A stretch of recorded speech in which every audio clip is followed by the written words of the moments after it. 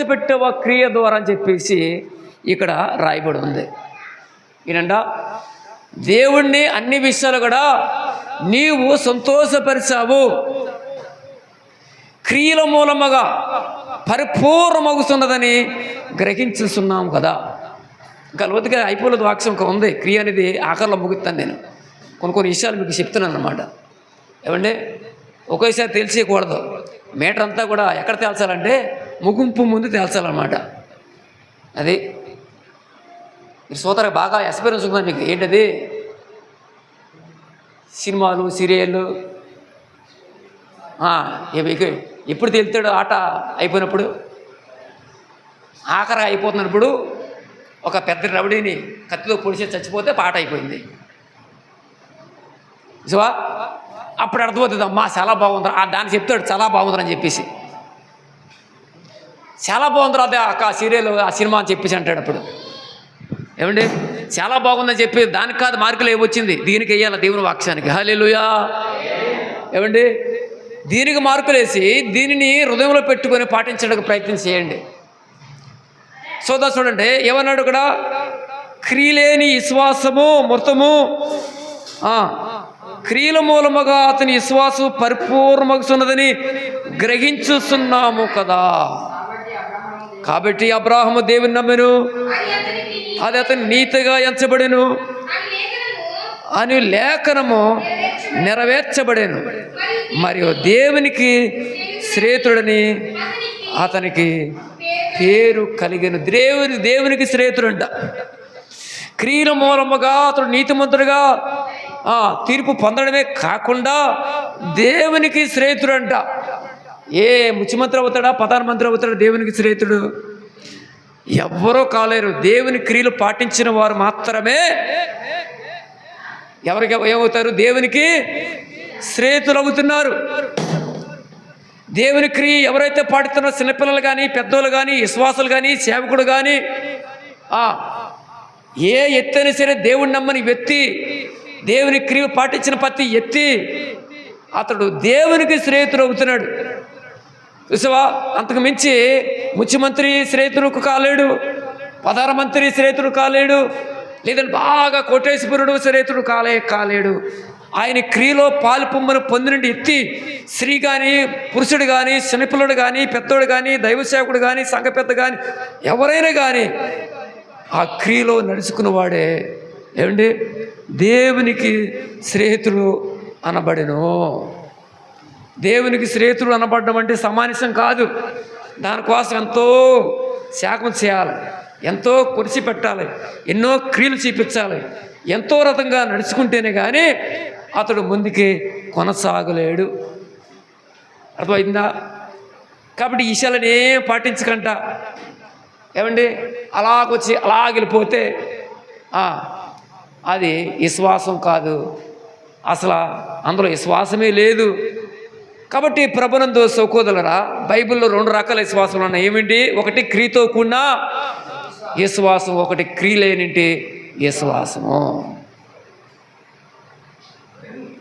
ఇప్పుడు నేను చెప్పవచ్చింది పోయిన వారం ఈ వారం కూడా క్రియతో కూడిన విశ్వాసం చెప్తున్నాను.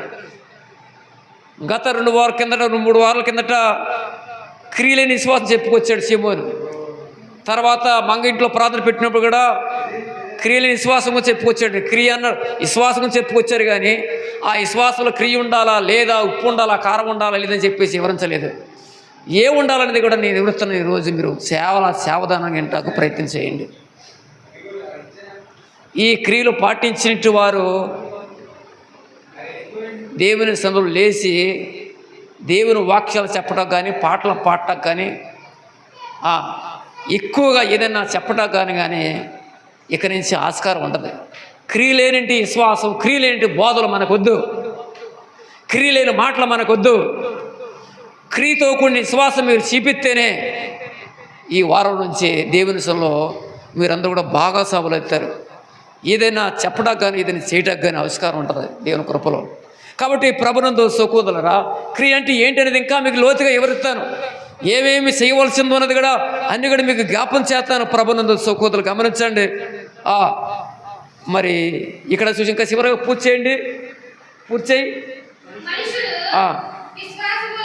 విశ్వాస మూలమున మాత్రము కాక క్రియల మూలమున నీతిమంతుడని ఎంచబడినని మీరు దీని వలన గ్రహించితిరి.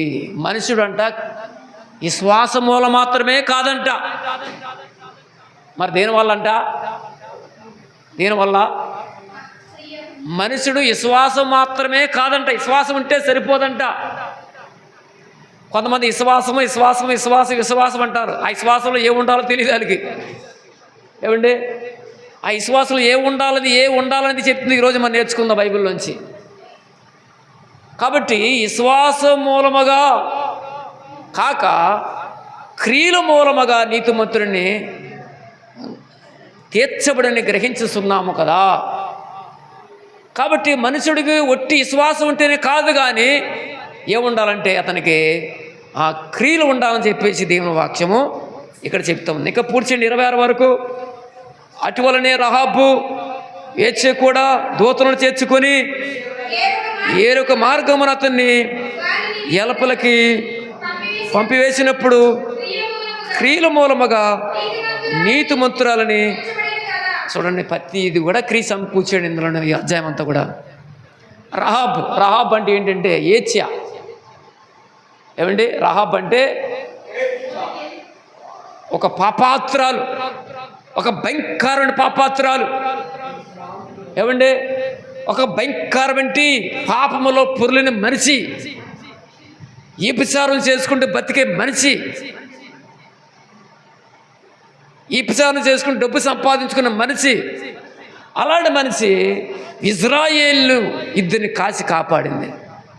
ఇజ్రాయేల్ ఇద్దరు కాసి కాపాడిన దాన్ని బట్టి చూడండి, ఆ ఏగిలి వారిని కాసి కాపాడిన దాన్ని బట్టి ఆమె తన ద్వారా కాసి కాపాడమంటే ఊరకే మెద్దెక్కేసి మెద్ది మీద పెట్టి అన్నం లేకుండా పక్కన పెట్టడం కాదు.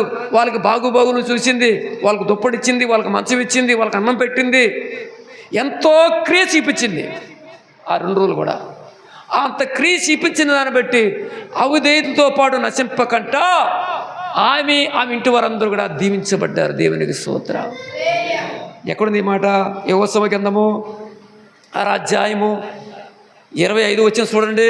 రహాబు గురించి ఇక్కడ రాశాడు. నీతిమంతురాలని చెప్పేసి ఏ క్రియ చూపించింది ఆమె కోసం ఏం చెప్తున్నాడు యెహోషువ దైవజనుడు?